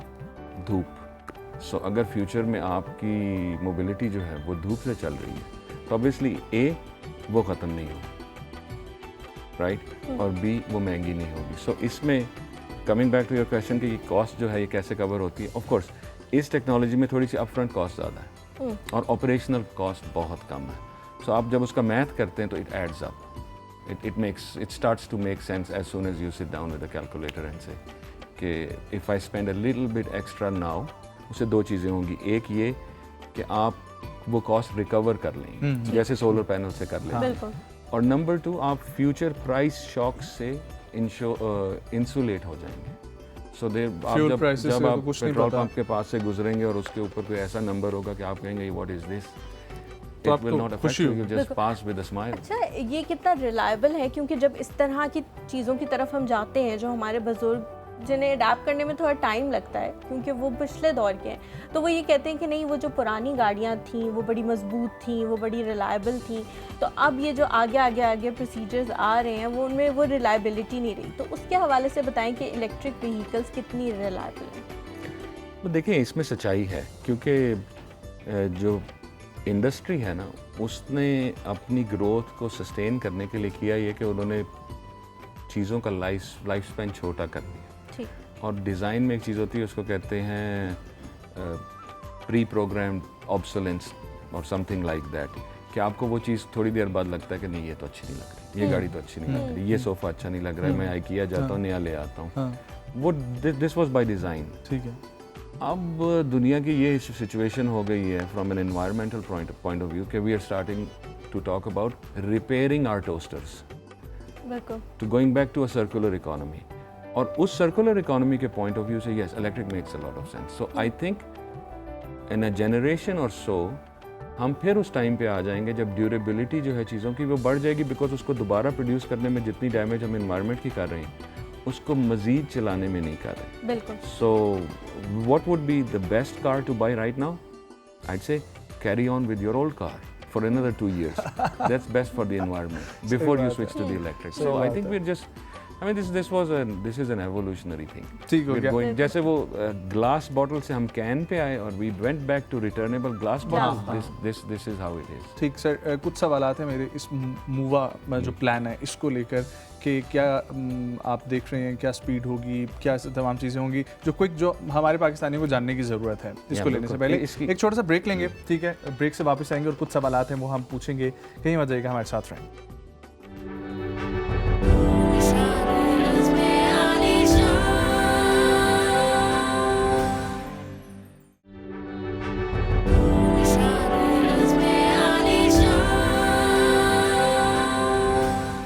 जी welcome back to the show. Ma'am आपकी तरफ आऊँगी, मुझे बताएं कि हिस्ट्री में अगर जाएं, पाकिस्तान बन गया 1947 14 अगस्त, उसके बाद जो मुश्किलात हमारे आबाओ अजदाद ने फ़ेस की और जिस तरह से उन्होंने, अगर सही मायनों में कहेंगे, जिस तरह घर को बनाने के बाद आप हाफ स्ट्रक्चर में ही घुस जाते हैं ना कि चले रह लेंगे, कुछ ना कुछ कर लेंगे, वो वाले हालात थे. तो वो हालात क्या थे और उसके बाद कैसे रिवाइव किया और फिर कैसे तरक्की की तरफ जाना शुरू किया, वो सब बताएं. ओके, सबसे बड़ा चैलेंज तो आपका जो प्रीवियस क्वेश्चन था उसमें था कि ट्रेन्स के अंदर जो आपने बताया कि मैसेकर हुआ और उस तरह. सो सबसे पहला चैलेंज था रेफ्यूजीज़. शायद इतनी बड़ी पॉपुलेशन जो है वर्ल्ड हिस्ट्री में कहीं इतनी छोटे ड्यूरेशन में मूव नहीं हुई थी. बिल्कुल. सो इतना बड़ा इन्फ्लक्स ऑफ रेफ्यूजीज़ जो था वो, और फिर rehabilitation of refugees in a country जहाँ पर उस तरह से एडमिनिस्ट्रेटिव स्ट्रक्चर जो है मौजूद नहीं था. अब अगर देखा जाए तो ब्रिटिश इंडिया की जो स्टेट है उसकी सक्सेसर स्टेट बनती है इंडिया के अंदर ही. और जो पाकिस्तान के अंदर इलाके आए उस वक्त, चाहे ईस्ट पाकिस्तान की बात करें या वेस्ट पाकिस्तान की बात करें, तो वहाँ पर उस तरह करके इवन प्रोविंसेस या सिविल एडमिनिस्ट्रेशन तो उस तरह से थी ही नहीं. तो रिहेबिलिटेशन ऑफ रेफ्यूजीज़ एक चीज़ थी, फिर इंस्टीट्यूशन बिल्डिंग दूसरी चीज़ थी. और जी इंडस्ट्रीज़, यस, और Quaid Azam was really aware of that. तो हमें पता लगता है कि फर्स्ट ईयर के अंदर ही स्टेट बैंक, फिर इंडस्ट्रियल कॉरपोरेशन का बन जाना, फिर एग्रीकल्चर के लिए ये कि एक पूरा थॉट प्रोसेस जो है वो शुरू हो गया. अब बिल्कुल आपने जैसे कहा कि एक घर जो अभी कंप्लीट हुआ ही नहीं था, तो उसमें आप चले जाएं तो किस तरह से एक केओस होता है, तो वो एडमिनिस्ट्रेटिव केओस हमें नज़र आता है. तो इनिशियली तो ये था, और फिर ये कि एक कॉन्स्टिट्यूंसी पॉलिटिक्स भी थी कि जो तहरीक पाकिस्तान के जो आप कह लें कि मोस्ट प्रोमिनेंट या मोस्ट इन्फ्लुएंशियल लीडर्स थे, वो उन प्रोविंसेस से आ रहे थे जो कि इंडिया में रह गए. वो मुस्लिम माइनॉरिटी प्रोविंसेस थे. और जो प्रेजेंट डे पाकिस्तान है या उस वक्त का ईस्ट पाकिस्तान, वहाँ के जो लीडर्स थे वो उस तरह से उतने पावरफुल नहीं थे, लेकिन उनकी कॉन्स्टिट्यूंसीज थी.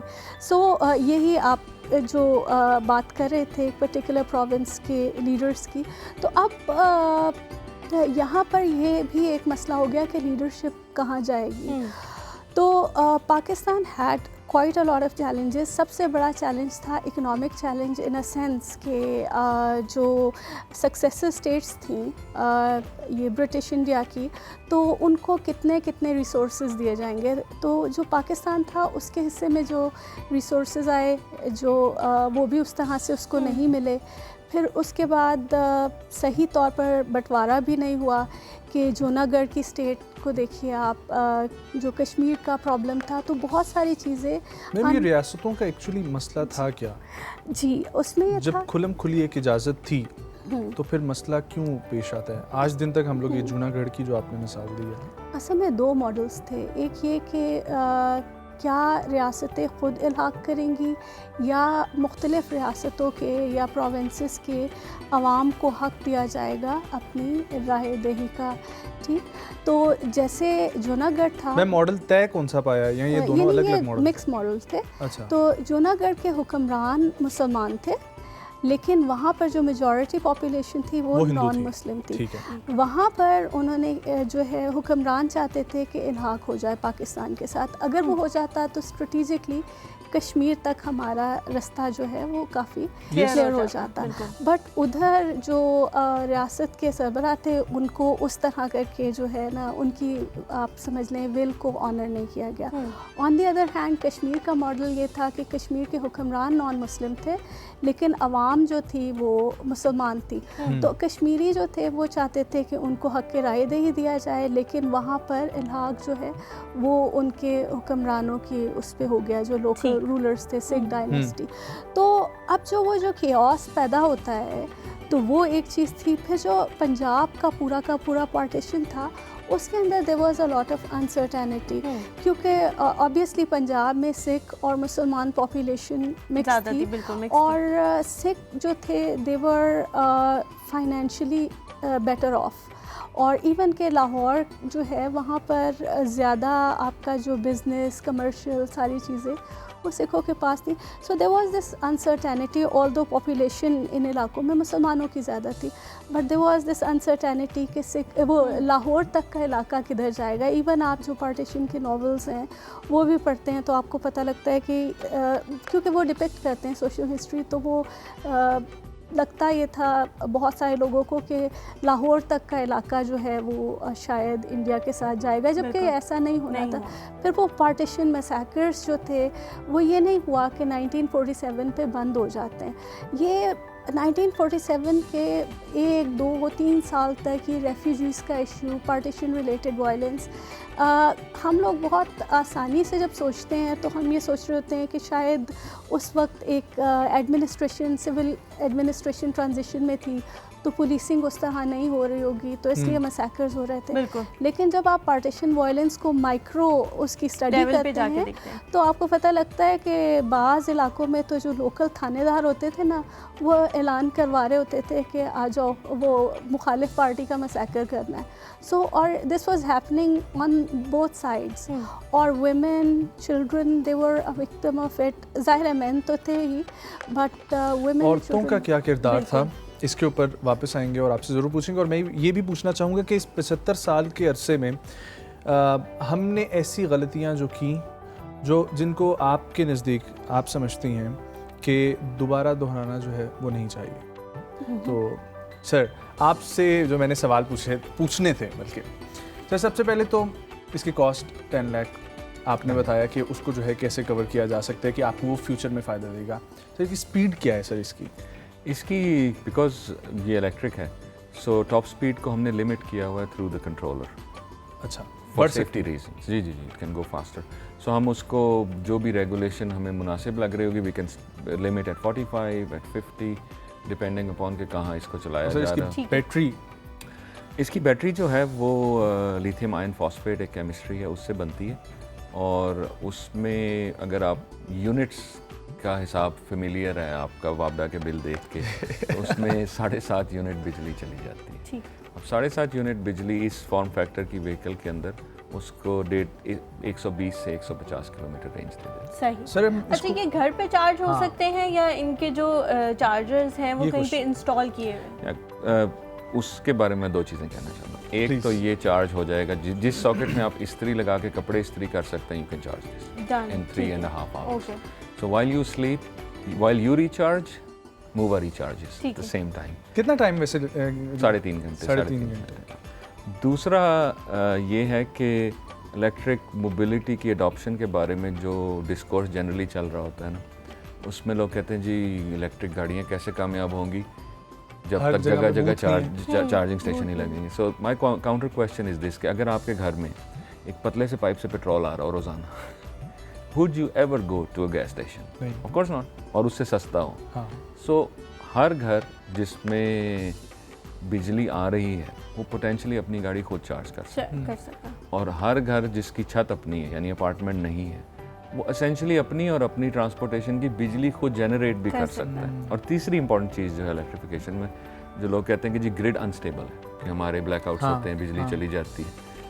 अनस्टेबल ग्रिड को स्टेबल करने के लिए जो सबसे अच्छी चीज़ है, it's storage, it's distributed storage. So future में ये है कि आपकी गाड़ी, आपका घर, आपकी सोलर जनरेशन कैपेसिटी और ग्रिड ये आपस में मिले हुए हैं। सो हो सकता है कि रात को जब बिजली चली जाए तो टेम्परेरीली आपकी गाड़ी चार्ज होने के बजाय आपके एयर कंडीशनर को चला रही है। So this is not tomorrow's technology, ये ऑलरेडी हो रहा है। अब हमारी जो रियलिटी है जिसमें we have way more generation capacity than we can utilise, जो हमारी problem, and we pay, the government pays, the taxpayer, you and I, we pay those companies for that capacity rental. उसको अगर हम utilise कर लेंगे ना तो either A, we are making good of that money which is being paid for rental, right? और B, हमारी अपनी कॉस्ट नीचे चली जाएगी। तो पाकिस्तान का case in electric transportation is so big, I think in the next 3 to 5 years बिजली के मसाइल हल हो जाएं, क्योंकि सर अभी तक तो जो नॉर्मल यूज़ करनी है बिजली वो भी पूरी नहीं हो रही। और एक और प्रॉब्लम बहुत है सर, हम शहरों की बात कर रहे हैं, गांव देहात के अंदर सर कुछ ऐसी जगह हैं जहां पर पूरी इलेक्ट्रिसिटी की जो पावर है, ठीक है, 200 मेगावाट, वो भी नहीं आती। ट्रू। तो ये कितने में चार्ज हो जाएगा मिनिमम? इसकी कैलकुलेशन अगर आज की डेट की बिजली की कीमत पे करें तो ये 2 रुपए में किलोमीटर चलता है। नहीं सर, मेरा पूछने का ये मकसद है मेगावाट? कि कितने मेगावाट, 150 कभी कम आ रहे होते हैं मेगावाट, कभी voltage, yes voltages, yes fluctuation जिसे हम आम जबान में कहते हैं। नहीं, ये जो टेक्नोलॉजी है वेरी गुड एट दिस, क्योंकि देखें आपको जब लोड शेडिंग की प्रॉब्लम होती है घर में, व्हाट डू यू डू? आप जाके यूपीएस खरीद लेते हैं। What is a UPS? It's a battery, ठीक है ना? तो आपकी इलेक्ट्रिक व्हीकल भी एक बैटरी है। Think of it as a battery on wheels, so it has all the tricks जो यूपीएस में हैं। ये आपके घर को चला सकती है। आप उसको अगर लो वोल्टेज पे चार्ज करें, अगर उसमें इंटरवल्स आ रहे हैं लाइक लोड शेडिंग, तो it doesn't matter. Sir internationally इसको आप प्रेजेंट कर चुके हैं? हम इसको मार्च नेक्स्ट ईयर में होपफुली हॉलैंड लेके जा रहे हैं at an electric vehicle show, because we just don't want to keep the goodness here only. सही बात है। अच्छा, स्टेबिलिटी की अगर हम बात करें तो आमतौर पे जो रक्षे हम देखते हैं वो इतने स्टेबल नहीं होते, और कुछ जो उनको चलाने वाले होते हैं वो भी उनको स्टेबली नहीं चला रहे होते। तो जो गाड़ी वाले होते हैं वो बचा रहे होते हैं अपनी गाड़ी के बस इससे दूर ही रहें कि हमारे ऊपर ही ना गिर जाए। तो इसकी स्टेबिलिटी कैसी है? और 3 व्हीलर है तो उसमें कैसे स्टेबिलिटी? 3 व्हीलर 4 व्हीलर है सर? 3 व्हीलर। तो कैसे स्टेबिलिटी को कंट्रोल कर सकते हैं?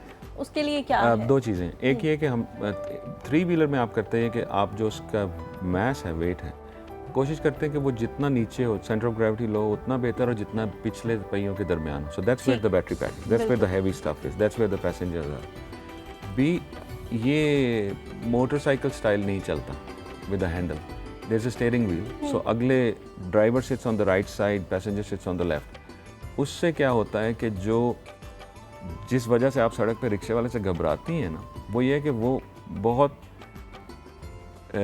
रेडिकल मैनूवर्स कर सकता है, राइट? इसमें नहीं कर सकता। It's got a steering wheel, तो वो तकरीबन वैसे ही चलती है। इनफैक्ट अगर आपने को ना पता हो कि इसमें 3 पहिए हैं तो you will not be able to tell के 3 if you drive it. So उसकी जो एबिलिटी है ना शार्प टर्न्स की और वो इरेटिक मैनूवर्स की, वो इसमें है ही नहीं। सो हैंडल की वजह से it just takes a longer time to turn on a steering wheel than a motorcycle. एक और छोटा सा ब्रेक लेते हैं, वापस आएंगे हमारा लास्ट सेगमेंट होगा। उसमें मैं आपसे पूछूंगा आपका प्लांट कहाँ पर है, क्या मटेरियल आप यूज़ कर रहे हैं, और स्पेशली मुझे डिज़ाइन बहुत अच्छा लगा। ये डिज़ाइन हम लोग जाते हैं जब जिस तरीके से आप इस्लामाबाद में काफ़ी टूरिस्ट स्पॉट हैं, वहाँ पर जो व्हीकल चल रही होती हैं उससे काफ़ी मिलता जुलता भी है। तो मटेरियल क्या है वो भी पूछूंगा, और मैम मेरा जो सवाल है उसका भी मैं जवाब लूँगा। एक छोटा सा ब्रेक, हमारे साथ रहें।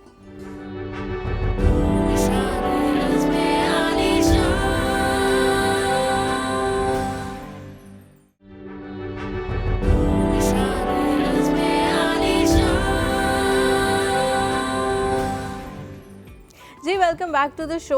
बिल्कुल आखिरी टाइम सर हमारे पास रह गया, तो मुझे बताएं कि ये जो आइडिया था ये पीस ऑफ पेपर से कैसे यहाँ तक पहुँचा, क्योंकि इनोवेशन के बारे में अगर हम बात करें तो लोग पाकिस्तान में थोड़ा डर से जाते हैं इनोवेशन करने से पहले कि पता नहीं लोग एक्सेप्ट करेंगे नहीं करेंगे, अगर ये कंप्लीट ही ना हुआ मुझसे तो मेरी सारी मेहनत, तो उस जर्नी के बारे में बताएं। इनोवेशन का अगर स्केल देखें ना, let's go deep and on the surface, तो सरफेस पे होता है कि there is some basic graphic restyling, तो जैसे मोटरसाइकिल में स्टिकर बदल गया और न्यू मॉडल, उसे थोड़ा सा अंदर आता है कि इट्स कॉल्ड द रीस्टाइल, जो आपको गाड़ियों में आम मिलता है कि 4 साल के बाद, yes it's a restyle basically, ठीक है। उससे थोड़ी डेप्थ में होता है रीडिज़ाइन, जिसमें कह लें कि एक सेडान, एक एसयूवी बन गई, एक एसयूवी मेरे भी ज़हन में ये आ रहा था, ये है ठीक। उससे ज़्यादा डीपर लेवल पे एक चीज़ है, कहते हैं रीथिंक, कि you take the objective and just rethink it.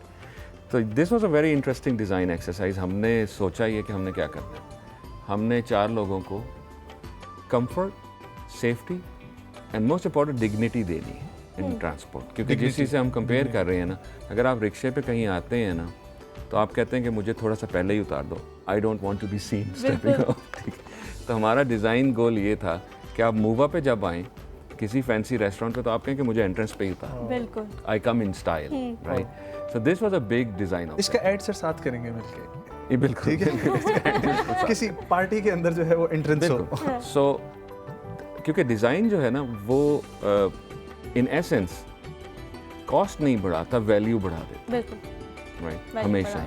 So actually cost of manufacture over generation जो प्रोडक्ट्स की होती है वो नीचे जा रही होती है, रियल कॉस्ट, और वैल्यू आप बढ़ाने की कोशिश करें, and design has that power. तो हमने एक्सरसाइज शुरू की विद जस्ट प्लेसिंग 4 पीपल, ठीक है, इन अ स्मॉल शेल, कि अब इसको रीपैकेज करते हैं। So you once you do, firstly you start with a design brief, और डिज़ाइन ब्रीफ जितना छोटा हो उतना अच्छा। So we had a half page design brief. उसके बाद हमने उसको पैकेज करना शुरू किया कि अगर हमने पहले, क्योंकि नॉर्मली होता है with machines, usually with older machines, कि वो मशीन की कंस्ट्रेंट्स जो है ना वो आप तक पहुंच जाती हैं, कि आपकी टांग यहाँ क्यों लग रही, क्योंकि यहाँ गियर बॉक्स है, ये क्यों ऐसा है, क्योंकि यहाँ पे ये था। We live in modern times, हमारे पास ज़्यादा कैपेबिलिटीज़ आ गई to manufacture, to package things. Electric drive train में वैसे ही बहुत फ्रीडम है, तो हमने उनको इन कम्फर्ट बिठाया। We started working with people कि अब इसके गिर्द हम व्हीकल बनाएंगे। So we call it man maximum, machine minimum concept. तो you can see that in the pictures के there is very little machine to it, सब कुछ सिर्फ वो केबिन ही है, the batteries under the rear seat. तो उसको हम लेके चले। उसके बाद when we had some clarity, फिर डिज़ाइन में एक प्रॉब्लम होती है, उसे कहते हैं कि paralysis of options. You have too many options, कि आप सोचने बैठते हैं, कैन क्रिएट एनीथिंग। सो अगर आपको मैं कहूँ कि एक दरख्त बनाएं, तो आप कहेंगे कैसा बनाऊँ, जब there is too many options, कि किस रंग के फूल हैं, किस रंग के पत्ते। उसको थोड़ा सा उस प्रोसेस से निकलने के लिए व्हाट यू डू इज़ कि आप उसमें आर्टिफिशियली कंस्ट्रेंट्स डालनी शुरू करते हैं, कि ज़रा उसको मुश्किल करें। When the challenge becomes difficult, creative minds kind of start to perform. तो हमने कुछ कंस्ट्रेंट्स डाल दिए, largely due to cost, due to materials.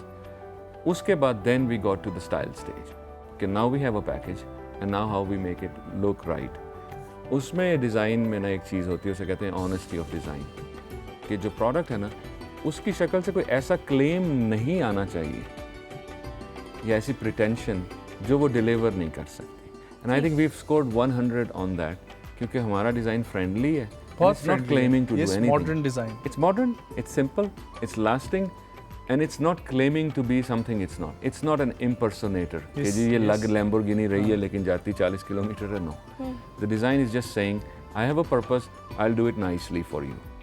अच्छा, जब उस डिज़ाइन को बन गया, आपने रिप्रेजेंट किया, तो लोगों का जब फीडबैक आया तो उस वक्त क्या फीलिंग थी, क्या प्राउड फीलिंग हो रही थी?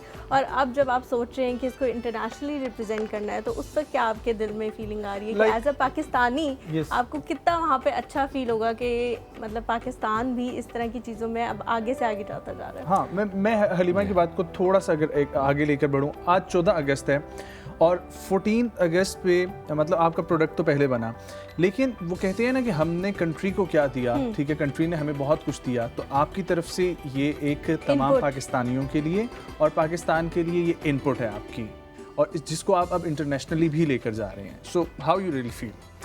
देखिए, I really that's a very good question, क्योंकि अगर आपने पैसेंजर जेट लाइनर को हवा में देखा है तो डू नो कि 747 तकरीबन 60 टन का होता है. It goes up in the air Yes. and it stays in the air. Yes. How does that work, right? It works very simple. The sum total of upward forces is more than sum total of downward forces.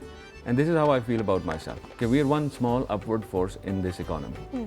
And of course, we cannot solve all the problems. बिल्कुल. But अगर आप पाकिस्तान में हैं and you're part of the upward force, you're a contributor. And if you're part of that downward force, be anything, you know, अगर आप अपनी काम ठीक तरह से नहीं कर रहे या किसी चीज़ को obstruct कर रहे हैं progress को, so that's how things fly, and I think we're flying all right as a country. Sir future plans की तरफ मैं आऊँगा और पूछूंगा, लेकिन मैम जो मेरा आपसे सवाल था 75 साल और अब का पाकिस्तान, हमारी गलतियाँ. गलतियाँ तो बहुत की, हाँ मेरे ख्याल ज़्यादा भी हम हाईलाइट नहीं करते. मेरा क्योंकि ख्याल है आज हम 14 अच्छा कर रहे हैं तो तो कुछ कुछ अच्छी बातें करते हैं, लेकिन मेरे ख्याल में ये है कि पाकिस्तान एक बहुत ही हेट्रोजीनस और डाइवर्स किस्म का मुल्क है. सो हमें यहाँ पाकिस्तानी जो हैं उनको इस डाइवर्सिटी को और इस हेट्रोजीनिटी को सेलिब्रेट करना नहीं आया. हम को एग्जिस्ट करने की बजाय कोशिश करना शुरू हो गया. हम सारे जज बन के बैठ गए, काजी बन के बैठ गए और एथनिसिटी, रिलीजन और बहुत सारी बेसिस पर एक दूसरे के साथ को एग्जिस्ट करने से एक रेजिस्टेंस जो है उसकी वजह से सोशल टेंशन्स बहुत ज़्यादा हैं. गरीब मुल्क तो बहुत सारे हैं, पाकिस्तान भी उनमें से एक है. हम उस गुर्बत का क्या कर सकते हैं वो अलग चीज़ है, लेकिन गुर्बत का मतलब अनहैप्पीनेस नहीं होना चाहिए था. तो हैप्पीनेस तो को एग्जिस्टेंस से आती है और एक दूसरे को डाइवर्सिटी को सेलिब्रेट करके आती है, डिफरेंसेस के साथ एक दूसरे को समझ के आती है. सो आई थिंक कि ये जो एक जनरल पैरानोया है और एक लैक ऑफ विल है एक दूसरे को अकोमोडेट करने की, ये हमारी हमेशा से बहुत बड़ी गलती रही. लेकिन आई थिंक कि अगर हम चाहें तो क्योंकि ओवरकम कर सकते हैं या गरीब लोग भी खुश होते हैं और खुश रह सकते हैं. So we can be a happy nation. अमीर और गरीब तो खैर चलता है. सेटिस्फैक्शन होनी चाहिए. Diplomatic answer ma'am. सर मैं आपकी तरफ आऊँगी. फ्यूचर प्लान्स के हवाले से अगर हम बात करें तो रिक्शा तो हमारे पास आ गया, लेकिन अब अगर मेरे जैसे जो ख़वातीन हैं वो रिक्शा तो नहीं चला सकती, तो हमारे लिए कोई ऐसी बाइक या ऐसी स्कूटी या ऐसी कार हम कब देख रहे हैं जो बहुत छोटी सी हो, एक बंदे के लिए काफ़ी हो, और इस तरह की चीज़ें कब आने वाली हैं? मैं लाहौर में देखता हूँ कि लड़कियाँ स्कूटर चलाने लगी, टू व्हीलर्स, ठीक है. एंड आई थिंक वो that's a big step forward. बिल्कुल, it's a big step forward. अब आपका सवाल बिल्कुल ठीक है कि products have to be innovated for specific needs. So हमारी पाइपलाइन में कुछ चीज़ें हैं जो आपके काम की हो सकती हैं. एक चीज़ मैं सोचता होता हूँ सर, कैप्सूल बाइक का कॉन्सेप्ट होना चाहिए कि मतलब एक ही बंदा है, इसी शेसी बाइक में दिया हुआ है, ठीक है, और प्रॉपर एक सूट में भी आप जो है ना सुकून से जा सकते हैं. ऐसी चीज़ें एग्जिस्ट करती हैं, कॉन्सेप्ट्स में एग्जिस्ट करती हैं, बट ज़्यादा कमर्शलाइज नहीं हो सकी, क्योंकि जब आप उस प्रोटेक्शन फ्रॉम एलिमेंट्स में आते हैं ना उस गेम में, तो जो कॉस्ट बेनिफिट है ना वो फिर आहिस्ता आहिस्ता रोड होता है. फिर you eventually you say I just go for a car. A और बी, अगर एक चीज़ सड़क पे चलते हुए ट्रैफिक में एक गाड़ी जितनी जगह ऑक्यूपाई कर रही है तो फिर बेहतर है कि उसको उतनी जगह लेने दें, उसके अंदर भी डाल दें, क्योंकि अंदर भी डाल दें, बिकॉज एक छोटी व्हीकल भी उतनी जगह ले रही है, एक लेन में एक स्लॉट ले रही है, तो might as well make it bigger and you know more comfortable. Sir last हमारी यंग जनरेशन के लिए मैसेज 14 अगस्त से रिलेटेड. यंग जनरेशन के लिए 14 अगस्त से रिलेटेड मैसेज ये है कि I think we are a very young country और average age should be what 22, ऐसे ही होगा. तो आई वुड से कि the responsibility is now with you guys, take care of it. That's all I can say. बिल्कुल. Ma'am आपसे भी कोई ऐसा मैसेज जो आप यंग जनरेशन को या ख़ास तौर पे लेडीज़ को, खातून को देना चाहें तो वो प्लीज़ दें. जेंडर तो खैर नहीं, वो एक चीज़ होगी, सबके लिए मैसेज है कि create may be and be happy. तो मुझे लगता है कि क्रिएटिविटी जो है दैट्स लाइक अ फ्लावर, और वो हर जगह पे नज़र भी आनी चाहिए.